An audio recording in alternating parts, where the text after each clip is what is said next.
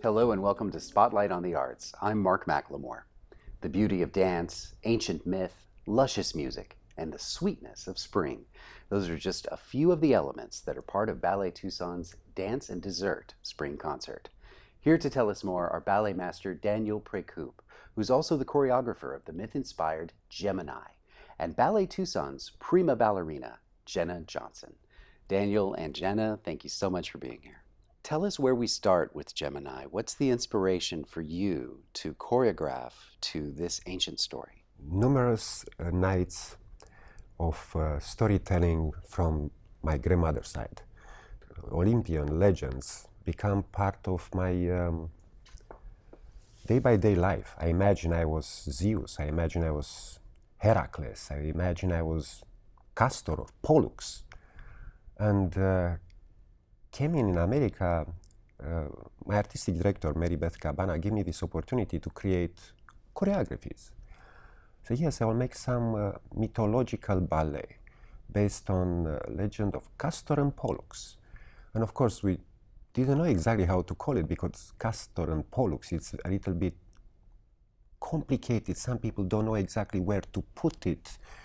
So he said, maybe you should call it Gemini. It's like, that's a very good idea. We'll call it Gemini. So what was important to you in telling the story through dance?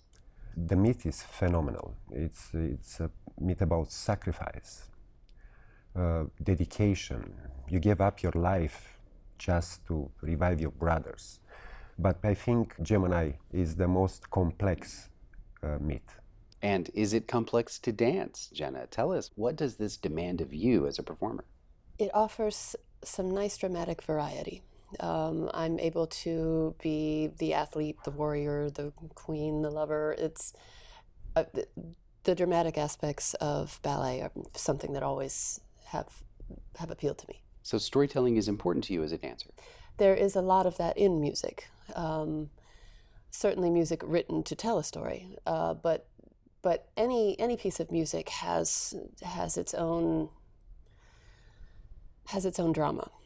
Even in the white ballets, even in many of Balanchine's works, which will also be a part of this show, he felt that telling a specific story was limiting, but that the music was always expressive of something. So even in his non-story ballets, there is something going on always. He is always wanting to express what the music is saying. When you have an actual story, you can be a little more specific. You can elaborate much more, I think. I don't find it to be a limitation. You also had the opportunity to express yourself through an entirely different creative way in Gemini. The costumes. I have fun with that generally when I'm given the opportunity to do it. This is it's a ballet, first of all, that can really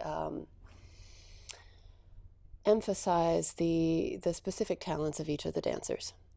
And I wanted to also emphasize their physiques. So there's a lot that really flatters what they have worked for so long to create physically, their instruments.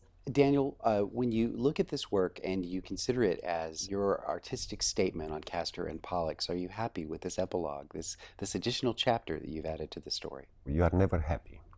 All the time you can improve it. You can, a little touch here, a little touch there. Can be improved all the time, but I think it's good as it is now. I think it's also unique that this is a story that centers around the male dancers involved. It is distinct from many of the, what we're accustomed to with the classical ballets that are really about the ballerina. They have a lot of opportunity to go from one state of being to another, a lot of dramatic range in the story. Jenna Johnson, Daniel Précoup, thank you so much for your time.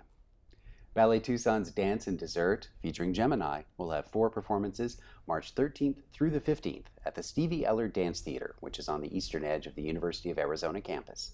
Thank you for watching Spotlight on the Arts.